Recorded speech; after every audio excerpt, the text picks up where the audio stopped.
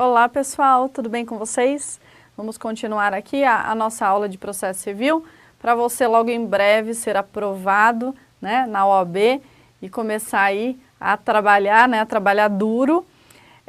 Então nós vamos falar um pouquinho aqui das intimações. Vamos lá? Olha só o que diz o artigo 269 do Código de Processo Civil. Intimação é o ato pelo qual se dá ciência a alguém dos atos e dos termos do processo. Parágrafo 1º. É facultado aos advogados promover a intimação do advogado da outra parte, por meio do correio, juntando aos autos a seguir, cópia do ofício de intimação e do aviso de recebimento. Vem aqui comigo. Olha só. Nunca mais confunda citação de intimação. A citação é um ato processual para comunicar o réu, né? E para ele, se quiser, integrar a relação jurídica processual. A citação, quando ela é válida, ela ocorre uma única vez. Já a intimação, ela vai ocorrer diversas vezes no processo. Por quê? A intimação é um ato processual para dar ciência a alguém dos atos e termos do processo. E se ele quiser, ele vai se manifestar.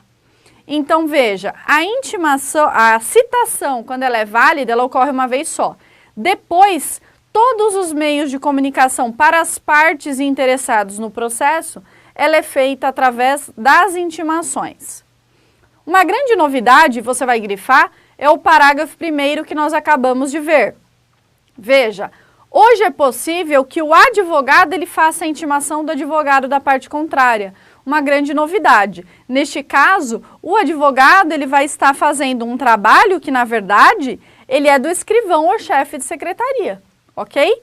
E aí, isso serve para dar mais celeridade aos processos, porque acontece muito de ser proferida uma sentença pelo juiz hoje, mas as partes só vão receber a intimação daqui 15, 20 dias. Veja, são 15, 20 dias que se passaram e enquanto as partes não são cientificadas através da intimação, não começa o prazo para eventual recurso para cumprimento de sentença, por exemplo.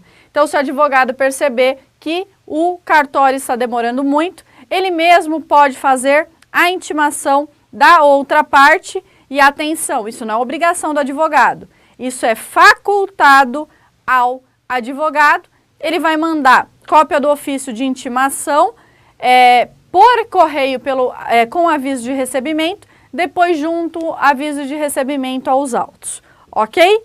Vamos lá.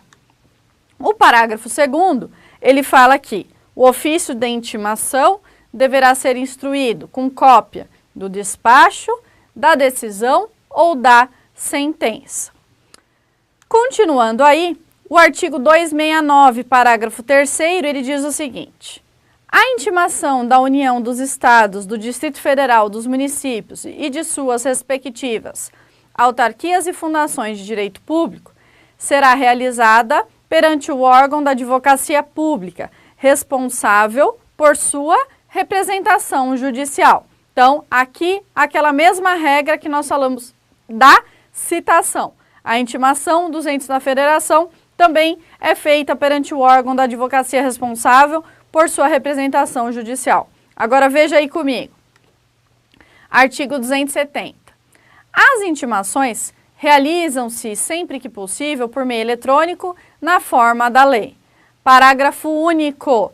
Aplica-se ao Ministério Público, à Defensoria Pública e à Advocacia Pública o disposto no parágrafo 1º do artigo 246. Então, veja aqui comigo.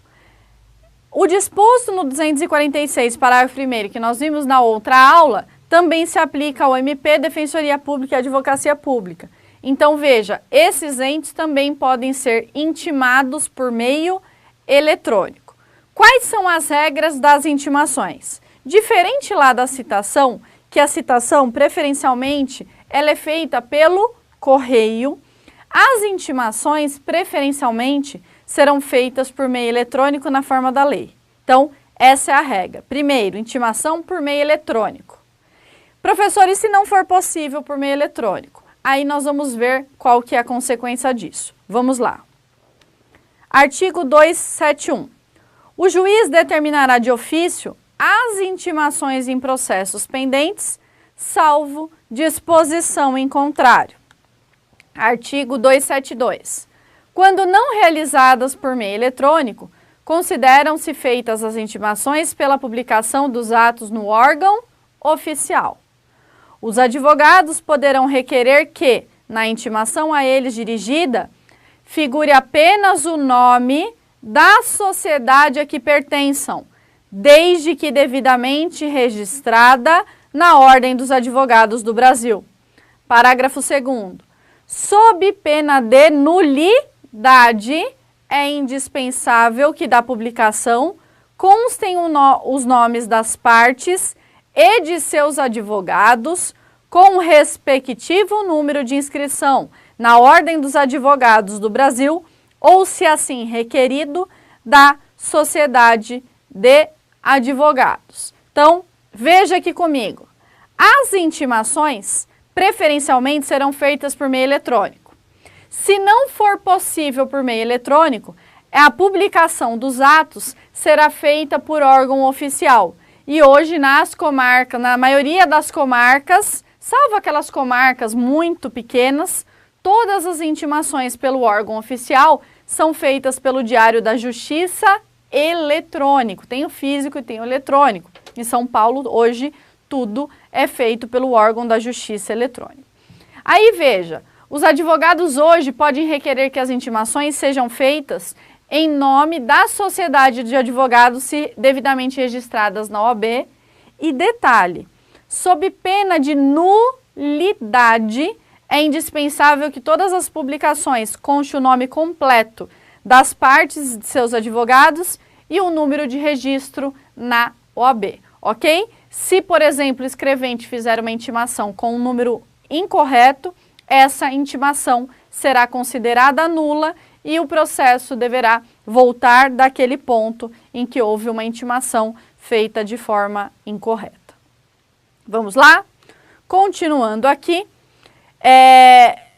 o artigo 272, parágrafo 3º, diz o seguinte: a grafia dos nomes das partes não deve conter abreviaturas e a grafia dos nomes dos advogados deve corresponder ao nome completo, a ser a mesma que constar da procuração ou que estiver registrada na Ordem dos Advogados do Brasil.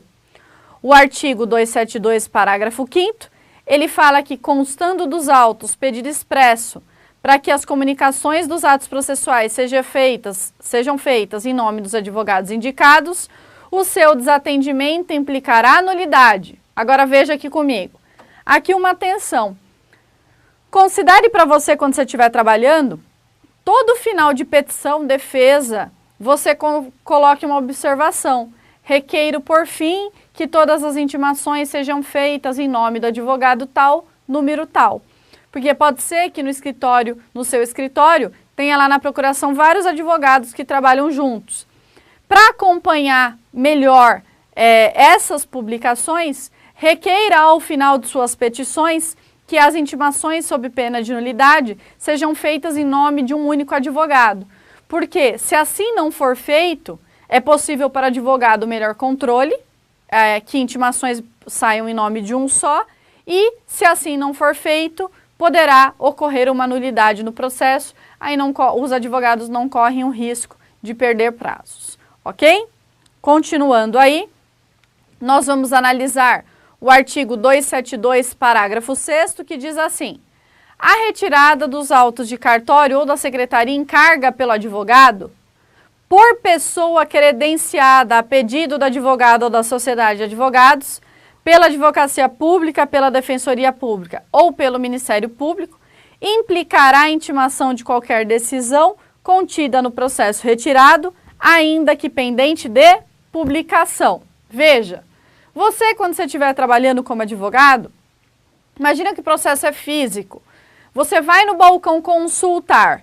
Se houver algum ato processual lá que você não tenha sido intimado, a partir do momento que você fazer a carga do processo, se você estiver no seu prazo e você puder fazer essa carga, você vai ser considerado intimado de qualquer decisão que tenha no processo, ainda que essa decisão, por exemplo, não tenha sido publicada no Diário da Justiça. Ok? Hoje também é possível fazer as intimações,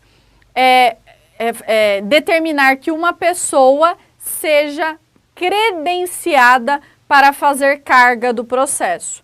Até existe hoje, eu já observei, nos cartórios extrajudiciais, eles já estão oferecendo esse serviço. Por exemplo, cartório de reconhecimento de firma, tal, ele oferece esse serviço de ser preposto, credenciado pelo advogado para ir no fórum, retirar processo, etc. Então, hoje o advogado pode nomear um preposto. Continuando aqui, nós vamos analisar o parágrafo 7º, que diz o seguinte: o advogado e a sociedade de advogados deverão requerer o respectivo credenciamento para a retirada de autos por preposto. Então, isso que eu acabei de falar para vocês. Hoje é possível que os advogados nomeiem um preposto, façam um credenciamento desse preposto no processo e esse preposto poderá retirar os autos em nome do advogado. Ok? Então, nós encerramos. Não, ainda temos, vamos lá. O parágrafo 8º que diz assim: a parte arguirá a nulidade da intimação em capítulo preliminar próprio do ato que lhe caiba praticar, o qual será tido por tempestivo se o vício for reconhecido. E o parágrafo 9º, ele fala que não sendo possível a prática imediata do ato diante da necessidade de acesso prévio aos autos, a parte limitar-se a arguir a nulidade da intimação, caso em que o prazo será contado da intimação da decisão que a reconheça. Então, veja, se você como advogado verificar que houve nulidade de uma intimação, quando é que você vai arguir essa nulidade? A lei diz, em capítulo preliminar próprio do ato que lhe caiba praticar. Agora veja, se não for possível a prática imediata do ato, diante de um acesso prévio aos autos, se você precisar consultar os autos, aí você limita-se somente a pedir a nulidade da intimação, caso em que, se o juiz reconhecer, o prazo para você praticar aquele ato processual vai ser contado da intimação que a reconheça. Ok?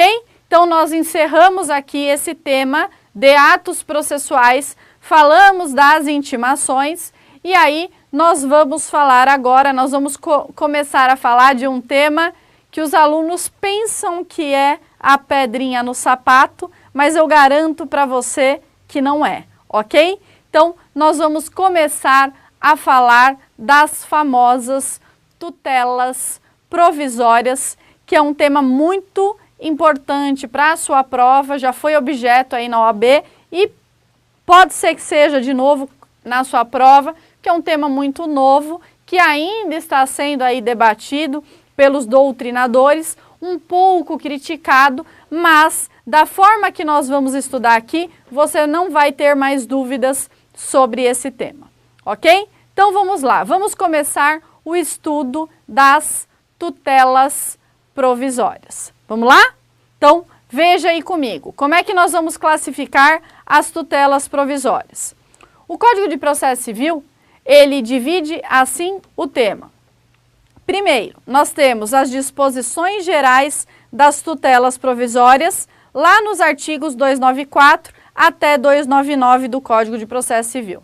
Depois, veja aí comigo, nós vamos ter as disposições gerais das tutelas de urgência, artigos 300 até 302 do Código de Processo Civil.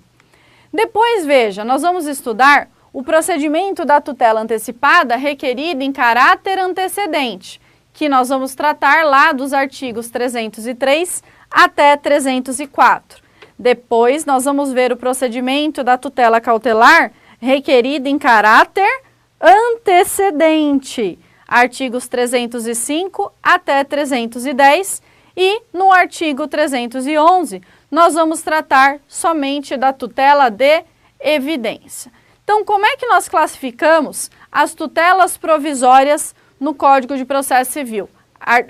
Isso você vai verificar lá a partir do artigo 294. Veja aí comigo. Nós vamos ter a seguinte divisão.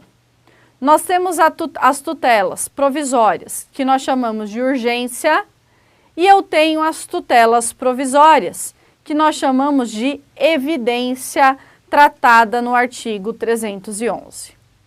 Quais são os requisitos das tutelas provisórias de urgência?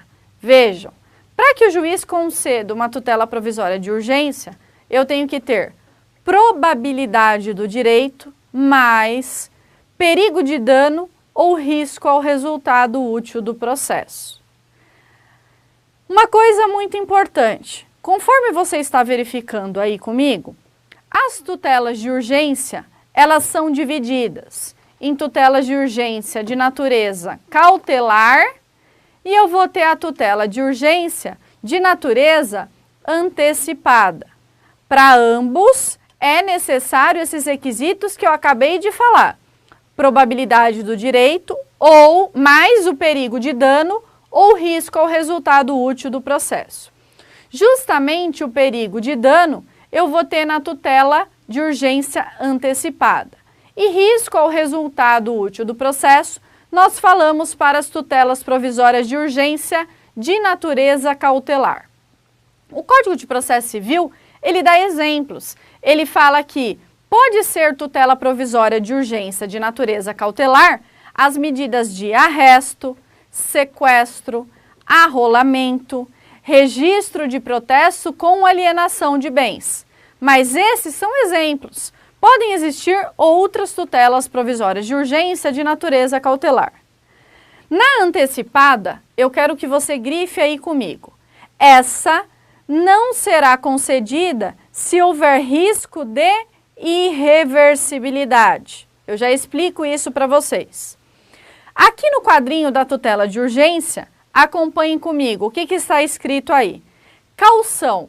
É obrigatório caução para a tutela provisória de urgência? Aí veja, a lei nos responde. Na verdade, isso vai ficar a critério do juiz e a caução pode ser real ou fidejussória. Dispensa a caução também se houver hipossuficiência das partes no processo. Como é que pode ser concedida essa tutela de urgência? Veja aí comigo. A concessão ela pode ser liminarmente ou após justificação prévia. Já a tutela de evidência, ela está disciplinada no artigo 311 e neste caso há uma certeza. O direito, na verdade, aqui é evidente. E aí veja, para a tutela de evidência, é muito importante que você não se esqueça disso que eu vou falar agora. O pedido da tutela provisória de evidência, ele independe de perigo de dano ou de risco ao resultado útil do processo. Então veja, nós fizemos uma análise agora de um quadro geral sobre as tutelas provisórias. Volte aqui comigo. A tutela provisória, ela pode ser dividida então, como nós acabamos de ver. Eu tenho tutela provisória de urgência e tutela provisória de evidência. A tutela provisória essa de urgência, ela se divide em duas. Eu vou ter a tutela provisória de urgência de natureza cautelar e de natureza antecipada. Não se esqueça que na tutela provisória de urgência antecipada, ela não será concedida se houver risco de irreversibilidade. E aí eu vou dar um exemplo para vocês. Imagina o seguinte, alguém vai entrar com um processo contra um plano de saúde porque o plano de saúde, por exemplo, não está concedendo uma cirurgia, ok? Veja, neste caso, a tutela provisória, ela vai ser a antecipada. Por que vai ser antecipada? Porque na antecipada, eu estou antecipando o próprio pedido final ou uma parte do pedido final, ok? Na cautelar, eu tenho só uma cautela. Agora, imagina que existe uma doença hoje que ela afeta crianças que não existe um medicamento brasileiro. É uma doença que só tem um medicamento que melhora a situação da criança e esse medicamento ele é feito nos Estados Unidos. Esse medicamento, em reais, ele custa, para trazer aqui para o Brasil, 5 milhões de reais. E já teve algumas ações na justiça em que o plano de saúde negou e as famílias estavam requerendo que o plano de saúde ele arcasse com esse valor de 5 milhões de reais. Ocorre que, imagina que se ao final deste processo, o juiz entender que não era devido esse medicamento de 5 milhões de reais. Neste caso, há um perigo muito sério de irreversibilidade, porque a família não vai ter como devolver isso para o plano de saúde, caso ao final se entenda que não tinha direito a esse medicamento. E aí veja, é nesses casos que o próprio código fala, juiz, não conceda a tutela provisória de urgência se houver perigo de irreversibilidade. É claro que no caso concreto, o juiz vai analisar e ponderar os direitos que estão sendo discutidos, o direito à vida ou o valor econômico. E aí vai depender do caso concreto, ok? Então veja, tutela provisória de urgência, eu tenho de natureza cautelar e antecipada. Como é que o advogado vai saber se é cautelar, se é antecipada? Aqui nós temos a questão da fungibilidade, se pediu uma e o juiz verificar que é outra, o próprio juiz ele pode conceder. No entanto, nós como advogados temos que ser estudiosos e técnicos. Como é que você vai diferenciar? A tutela antecipada, haverá antecipação do próprio pedido final, então nós falamos que ela é satisfatória. Já a tutela cautelar, ela serve para assegurar um direito. Então, ela não está antecipando um pedido, ela está só assegurando um direito das partes. Aí, por exemplo, vou dar um exemplo para vocês. Durante o processo, veja, se ao final A e B, A contra B, A ganha uma ação de cobrança, existe uma frase que é muito popular que é assim, ganhou, mas não levou. Porque ganhou o processo, mas o réu não tinha dinheiro para pagar, não tinha dinheiro não tinha bens para bloquear, não tinha dinheiro na conta corrente e eu nunca recebi aquilo que eu ganhei efetivamente no processo. Isso a justiça ela tem que impedir, porque a prestação jurisdicional ela tem que ser completa. Então imagina que existe um processo em andamento e verifica-se que o réu está desfazendo de seus bens para que se ao final ele perder o processo, ele não tenha que efetuar o pagamento de custas. E aí veja, neste caso, o que vai ocorrer? Você, como advogado, pode pedir ao juiz uma tutela provisória de urgência de natureza cautelar e pedir, por exemplo, o arresto ou o sequestro, o bloqueio dos bens, para que ele não possa vender enquanto o processo está em andamento, para evitar até uma fraude à execução, ok? Então, a tutela provisória de natureza cautelar é uma cautela para assegurar um direito final caso a pessoa seja vencedor. Então, eu peço apenas o bloqueio dos bens, para que se eu ganhar a minha ação de cobrança, eu tenha como receber o valor. Diferente da tutela antecipada, que eu estou pedindo antecipação do próprio pedido. Então, eu entro contra uma obrigação de fazer contra um plano de saúde para fornecer uma cirurgia. Só que como eu não posso esperar o processo acabar para fazer a minha cirurgia, eu peço para o juiz já adiantar o próprio pedido. Isso é tutela antecipada, satisfativa. Então, a antecipada é satisfativa e a cautelar ela serve para assegurar um direito. Ok? Então, essa é a introdução das tutelas provisórias. Agora nós vamos continuar o estudo e aprofundar esse estudo das tutelas provisórias. Ok? Então, vamos lá. Olha só. A tutela de urgência antecipada ou cautelar, ela pode ser concedida de duas formas. Ela pode ser concedida de forma antecedente e ela pode ser concedida de forma incidental. E aí, grife, a incidental, ela independe de pagamento de custas. Então, olha só, volta aqui comigo. Nós falamos que eu tenho a tutela provisória de evidência e eu tenho as tutelas provisórias de urgência de natureza antecipada e cautelar. Essas tutelas provisórias de urgência de natureza antecipada e cautelar, elas podem ser concedidas processualmente de duas formas. de forma antecedente, antes do processo e de forma incidental. Professora, não entendi, me explica. Veja comigo. Imagina que é sexta-feira, 5 horas da tarde, chega um cliente no seu escritório e fala assim, olha, a minha mãe precisa fazer uma cirurgia de urgência e o plano de saúde negou. Eu preciso entrar com um processo contra o plano de saúde. Imagina que é muito urgente, é sexta-feira, às 5 da tarde. Vai dar tempo de você, como advogado, fazer uma petição inicial com todos os fatos, todos os fundamentos jurídicos, todo o pedido devidamente fundamentada? Não dá tempo, porque é algo urgente. Então, o Código de Processo Civil de 2015, ele disse o seguinte para a gente. Olha, essa tutela provisória de urgência de natureza antecipada ou cautelar, o advogado pode pedir ela de forma antecedente. E aí, isso vai fazer com que tenha mais celeridade no processo. Agora, quais são as regras para que isso possa acontecer? Você vai elaborar uma petição, você só vai contar os fatos e vai colocar o pedido.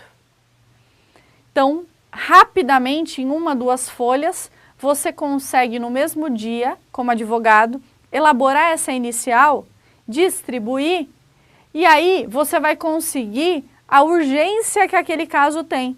Imagina que o juiz concede esse pedido liminar seu, de uma cirurgia, por exemplo. Aí veja, depois você como advogado vai ter um prazo para emendar essa inicial e aí sim completá-la. Por isso que nós falamos que hoje é possível que o advogado faça esse pedido, seja de forma antecedente ou seja de forma incidental. Ok? Então vamos lá. Como que é o procedimento da tutela de urgência de natureza antecedente? Vamos lá. Se ela for a tutela provisória de urgência de natureza antecedente, a antecipada, o que vai acontecer?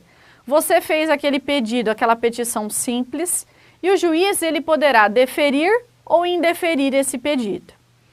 Se o juiz deferir, como no exemplo que eu dei para vocês, eu dei o exemplo do plano de saúde, pediu uma cirurgia, você vai ter o tempo de 15 dias, ou o prazo que o juiz determinar, para ditar essa petição inicial. Essa regra você vai ver no artigo 303, parágrafo 1º, inciso 1 do Código de Processo Civil. Agora, pode ser que você faça o pedido e o juiz indefere por algum motivo.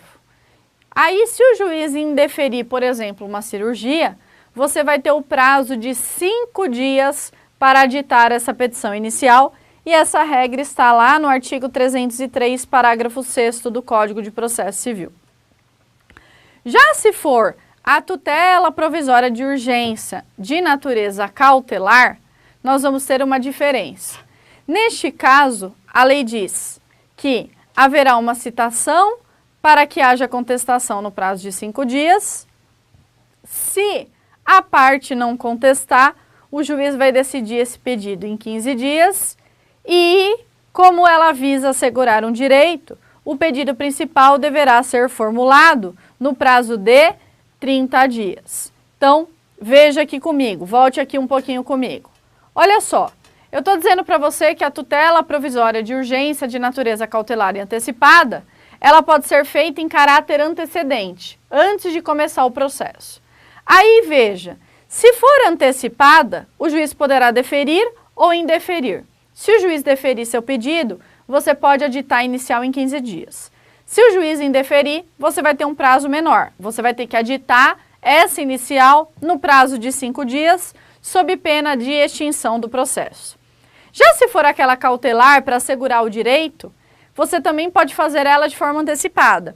Imagina que chega um cliente no seu escritório e diz assim, olha, eu emprestei um dinheiro para o fulano e ele me deve R$1 milhão.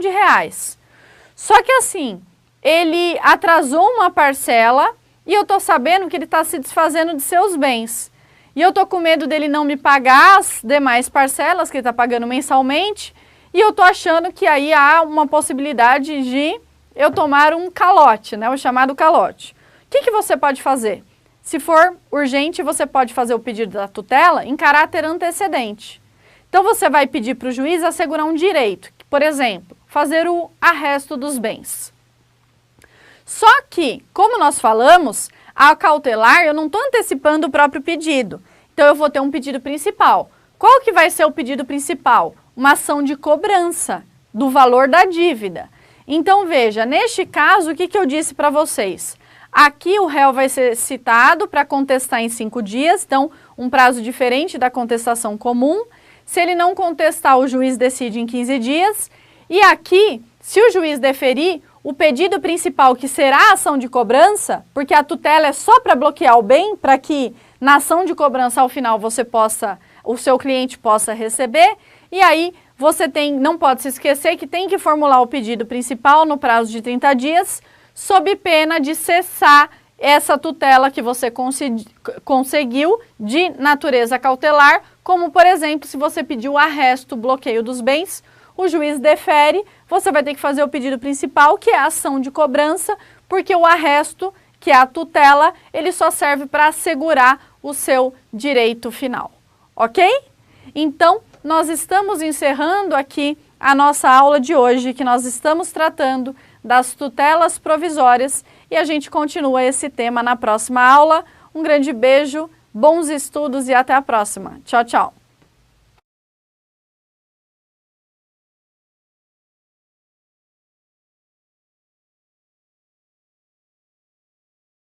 Nós vamos começar a falar de um tema que os alunos pensam que é a pedrinha no sapato, mas eu garanto para você que não é, ok? Então, nós vamos começar a falar das famosas tutelas provisórias, que é um tema muito importante para a sua prova, já foi objeto aí na OAB e pode ser que seja de novo na sua prova, que é um tema muito novo, que ainda está sendo aí debatido pelos doutrinadores, um pouco criticado, mas da forma que nós vamos estudar aqui, você não vai ter mais dúvidas sobre esse tema, ok? Então vamos lá, vamos começar o estudo das tutelas provisórias. Vamos lá? Então veja aí comigo, como é que nós vamos classificar as tutelas provisórias? O Código de Processo Civil, ele divide assim o tema. Primeiro, nós temos as disposições gerais das tutelas provisórias, lá nos artigos 294 até 299 do Código de Processo Civil. Depois, veja aí comigo, nós vamos ter as disposições gerais das tutelas de urgência, artigos 300 até 302 do Código de Processo Civil. Depois, veja, nós vamos estudar o procedimento da tutela antecipada requerido em caráter antecedente, que nós vamos tratar lá dos artigos 303 até 304. Depois, nós vamos ver o procedimento da tutela cautelar requerida em caráter antecedente, artigos 305 até 310, e no artigo 311, nós vamos tratar somente da tutela de evidência. Então, como é que nós classificamos as tutelas provisórias no Código de Processo Civil? Isso você vai verificar lá a partir do artigo 294. Veja aí comigo. Nós vamos ter a seguinte divisão. Nós temos as tutelas provisórias, que nós chamamos de urgência, e eu tenho as tutelas provisórias, que nós chamamos de evidência, tratada no artigo 311. Quais são os requisitos das tutelas provisórias de urgência? Vejam, para que o juiz conceda uma tutela provisória de urgência, eu tenho que ter probabilidade do direito mais perigo de dano ou risco ao resultado útil do processo. Uma coisa muito importante, conforme você está verificando aí comigo, as tutelas de urgência, elas são divididas em tutelas de urgência de natureza diversas vezes no processo. Por quê? A intimação é um ato processual para dar ciência a alguém dos atos e termos do processo. E se ele quiser, ele vai se manifestar. Então veja, a intimação, a citação, quando ela é válida, ela ocorre uma vez só. Depois, todos os meios de comunicação para as partes interessadas no processo, ela é feita através das intimações. Uma grande novidade, você vai grifar, é o parágrafo 1º que nós acabamos de ver. Veja, hoje é possível que o advogado ele faça a intimação do advogado da parte contrária. Uma grande novidade. Neste caso, o advogado ele vai estar fazendo um trabalho que, na verdade, ele é do escrivão ou chefe de secretaria, ok? E aí, isso serve para dar mais celeridade aos processos, porque acontece muito de ser proferida uma sentença pelo juiz hoje, mas as partes só vão receber a intimação daqui 15, 20 dias. Veja, são 15, 20 dias que se passaram e enquanto as partes não são cientificadas através da intimação, não começa o prazo para eventual recurso para cumprimento de sentença, por exemplo.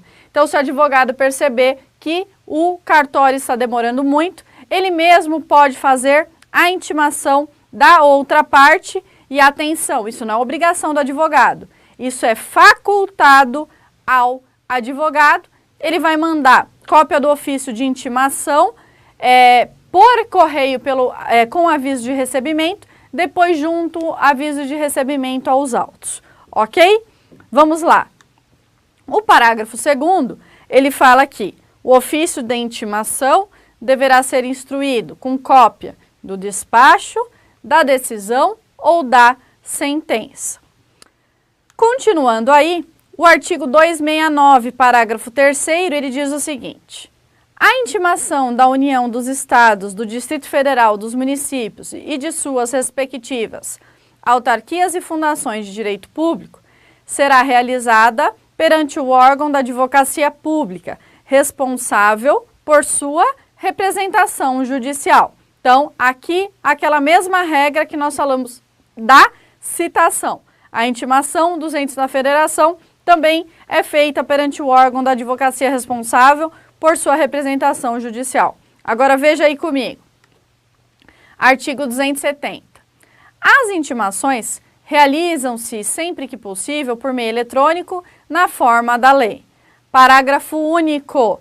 Aplica-se ao Ministério Público, à Defensoria Pública e à Advocacia Pública o disposto no parágrafo e a caução pode ser real ou fidejussória. Dispensa a caução também se houver hipossuficiência das partes no processo. Como é que pode ser concedida essa tutela de urgência? Veja aí comigo. A concessão ela pode ser liminarmente ou após justificação prévia. Já a tutela de evidência, ela está disciplinada no artigo 311 e neste caso há uma certeza. O direito, na verdade, aqui é evidente. E aí, veja, para a tutela de evidência, é muito importante que você não se esqueça disso que eu vou falar agora. O pedido da tutela provisória de evidência, ele independe de perigo de dano ou de risco ao resultado útil do processo. Então, veja, nós fizemos uma análise agora de um quadro geral sobre as tutelas provisórias. Volte aqui comigo. A tutela provisória, ela pode ser dividida, então, como nós acabamos de ver. Eu tenho tutela provisória de urgência e tutela provisória de evidência. A tutela provisória essa de urgência, ela se divide em duas. Eu vou ter a tutela provisória de urgência de natureza cautelar e de natureza antecipada. Não se esqueça que na tutela provisória de urgência antecipada, ela não será concedida se houver risco de irreversibilidade. E aí eu vou dar um exemplo para vocês. Imagina o seguinte, alguém vai entrar com um processo contra um plano de saúde porque o plano de saúde, por exemplo, não está concedendo uma cirurgia, ok? Veja, neste caso, a tutela provisória, ela vai ser a antecipada. Por que vai ser antecipada? Porque na antecipada, eu estou antecipando o próprio pedido final ou uma parte do pedido final, ok? Na cautelar, eu tenho só uma cautela. Agora, imagina que existe uma doença hoje que ela afeta crianças que não existe um medicamento brasileiro. É uma doença que só tem um medicamento que melhora a situação da criança e esse medicamento ele é feito nos Estados Unidos. Esse medicamento, em reais, ele custa, para trazer aqui para o Brasil, 5 milhões de reais. E já teve algumas ações na justiça em que o plano de saúde negou e as famílias estavam requerendo que o plano de saúde ele arcasse com esse valor de 5 milhões de reais. Ocorre que, imagina que se ao final deste processo, o juiz entender que não era devido esse medicamento, sequestro, arrolamento, registro de protesto com alienação de bens. Mas esses são exemplos. Podem existir outras tutelas provisórias de urgência de natureza cautelar. Na antecipada, eu quero que você grife aí comigo. Essa não será concedida se houver risco de irreversibilidade. Eu já explico isso para vocês. Aqui no quadrinho da tutela de urgência, acompanhem comigo. O que está escrito aí? Caução. É obrigatório caução para a tutela provisória de urgência? Aí veja, a lei nos responde. Na verdade, isso vai ficar a critério do juiz e a caução pode ser real ou fidejussória. Dispensa a caução também se houver hipossuficiência das partes no processo. Como é que pode ser concedida essa tutela de urgência? Veja aí comigo. A concessão ela pode ser liminarmente ou após justificação prévia. Já a tutela de evidência, ela está disciplinada no artigo 311 e neste caso há uma certeza. O direito, na verdade, aqui é evidente. E aí veja, para a tutela de evidência, é muito importante que você não se esqueça disso que eu vou falar agora. O pedido da tutela provisória de evidência, ele independe de perigo de dano ou de risco ao resultado útil do processo. Então veja, nós fizemos uma análise agora de um quadro geral sobre as tutelas provisórias. Volte aqui comigo. A tutela provisória, ela pode ser dividida então, como nós acabamos de ver. Eu tenho tutela provisória de urgência e tutela provisória de evidência. A tutela provisória essa de urgência, ela se divide em duas. Eu vou ter a tutela provisória de urgência de natureza cautelar e de natureza antecipada. Não se esqueça que na tutela provisória de urgência antecipada, ela não será concedida se houver risco de irreversibilidade. E aí eu vou dar um exemplo para vocês. Imagina o seguinte, alguém vai entrar com um processo contra um plano de saúde porque o plano de saúde, por exemplo, não está concedendo uma cirurgia, ok? Veja, neste caso, a tutela provisória, ela vai ser a antecipada. Por que vai ser antecipada? Porque na antecipada, eu estou antecipando o próprio pedido final ou uma parte do pedido final, ok? Na cautelar, eu tenho só uma eletrônico. Quais são as regras das intimações? Diferente lá da citação, que a citação, preferencialmente, ela é feita pelo correio, as intimações, preferencialmente, serão feitas por meio eletrônico na forma da lei. Então, essa é a regra. Primeiro, intimação por meio eletrônico. Professor, e se não for possível por meio eletrônico? Aí nós vamos ver qual que é a consequência disso. Vamos lá. Artigo 271. O juiz determinará de ofício as intimações em processos pendentes, salvo disposição em contrário. Artigo 272. Quando não realizadas por meio eletrônico, consideram-se feitas as intimações pela publicação dos atos no órgão oficial. Os advogados poderão requerer que, na intimação a eles dirigida, figure apenas o nome da sociedade a que pertençam, desde que devidamente registrada na Ordem dos Advogados do Brasil. Parágrafo 2º. Sob pena de nulidade, é indispensável que da publicação constem os nomes das partes e de seus advogados, com o respectivo número de inscrição na Ordem dos Advogados do Brasil, ou, se assim requerido, da Sociedade de Advogados. Então, veja aqui comigo. As intimações, preferencialmente, serão feitas por meio eletrônico. Se não for possível por meio eletrônico, a publicação dos atos será feita por órgão oficial.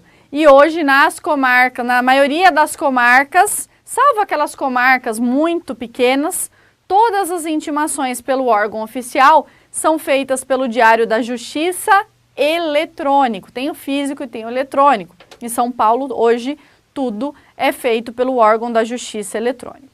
Aí, veja, os advogados hoje podem requerer que as intimações sejam feitas em nome da Sociedade de Advogados, se devidamente registradas na OAB. E detalhe, sob pena de nulidade, é indispensável que todas as publicações constem o nome completo das partes de seus advogados e o número de registro na OAB, ok? Se, por exemplo, o escrevente fizer uma intimação com um número incorreto, essa intimação será considerada nula e o processo deverá voltar daquele ponto em que houve uma intimação feita de forma incorreta. Vamos lá? Continuando aqui, o artigo 272, parágrafo 3º, diz o seguinte: a grafia do tal, número tal. Porque pode ser que no seu escritório, tenha lá na procuração vários advogados que trabalham juntos. Para acompanhar melhor essas publicações, requeira ao final de suas petições que as intimações sob pena de nulidade sejam feitas em nome de um único advogado. Porque, se assim não for feito, é possível para o advogado melhor controle, que intimações saiam em nome de um só, e, se assim não for feito, poderá ocorrer uma nulidade no processo, aí os advogados não correm o risco de perder prazos, ok? Continuando aí, nós vamos analisar o artigo 272, parágrafo 6º, que diz assim: a retirada dos autos de cartório ou da secretaria em carga pelo advogado, por pessoa credenciada a pedido do advogado ou da sociedade de advogados, pela advocacia pública, pela defensoria pública ou pelo Ministério Público, implicará a intimação de qualquer decisão contida no processo retirado, ainda que pendente de publicação. Veja, você, quando você estiver trabalhando como advogado, imagina que o processo é físico. Você vai no balcão consultar. Se houver algum ato processual lá que você não tenha sido intimado, a partir do momento que você fazer a carga do processo, se você estiver no seu prazo e você puder fazer essa carga, você vai ser considerado intimado de qualquer decisão que tenha no processo, ainda que essa decisão, por exemplo, não tenha sido publicada no Diário da Justiça, ok? Hoje também é possível fazer as intimações, determinar que uma pessoa seja credenciada para fazer carga do processo. Até existe hoje, eu já observei, nos cartórios extrajudiciais, eles já estão oferecendo esse serviço. Por exemplo, cartório de reconhecimento de firma, tal, ele oferece esse serviço de ser preposto, credenciado pelo advogado para ir no fórum, retirar processo, etc. Então, hoje o advogado pode nomear um preposto. Continuando aqui, nós vamos analisar o parágrafo 7º, que diz o seguinte: o advogado e a sociedade de advogados deverão requerer o respectivo credenciamento para a retirada de autos por preposto. Então, isso que eu acabei de falar para vocês. Hoje é possível que os advogados nomeiem um preposto, façam um credenciamento desse preposto no processo e esse preposto poderá retirar os autos em nome do advogado, ok? Então, nós encerramos. Se houver risco de irreversibilidade, e aí eu vou dar um exemplo para vocês. Imagina o seguinte, alguém vai entrar com um processo contra um plano de saúde porque o plano de saúde, por exemplo, não está concedendo uma cirurgia, ok? Veja, Neste caso, a tutela provisória, ela vai ser a antecipada. Por que vai ser antecipada? Porque na antecipada, eu estou antecipando o próprio pedido final ou uma parte do pedido final, ok? Na cautelar, eu tenho só uma cautela. Agora, imagina que existe uma doença hoje que ela afeta crianças que não existe um medicamento brasileiro. É uma doença que só tem um medicamento que melhora a situação da criança e esse medicamento ele é feito nos Estados Unidos. Esse medicamento, em reais, ele custa, para trazer aqui para o Brasil, 5 milhões de reais. E já teve algumas ações na justiça em que o plano de saúde negou e as famílias estavam requerendo que o plano de saúde ele arcasse com esse valor de 5 milhões de reais.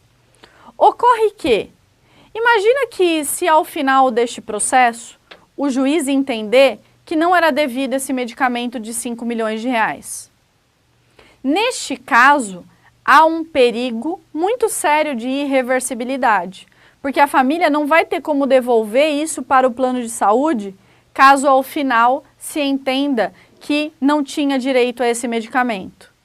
E aí veja, é nesses casos que o próprio código fala, juiz, não conceda a tutela provisória de urgência se houver perigo de irreversibilidade. É claro que no caso concreto, o juiz vai analisar e ponderar os direitos que estão sendo discutidos, o direito à vida ou o valor econômico. E aí vai depender do caso concreto, ok? Então veja, tutela provisória de urgência, eu tenho de natureza cautelar e antecipada. Como é que o advogado vai saber se é cautelar, se é antecipada? Aqui nós temos a questão da fungibilidade, se pediu uma e o juiz verificar que é outra, o próprio juiz ele pode conceder. No entanto, nós como advogados temos que ser estudiosos e técnicos. Como é que você vai diferenciar? A tutela antecipada, haverá antecipação do próprio pedido final, então nós falamos que ela é satisfatória. Já a tutela cautelar, ela serve para assegurar um direito. Então, ela não está antecipando um pedido, ela está só assegurando um direito das partes. Aí, por exemplo, vou dar um exemplo para vocês. Durante o processo, veja,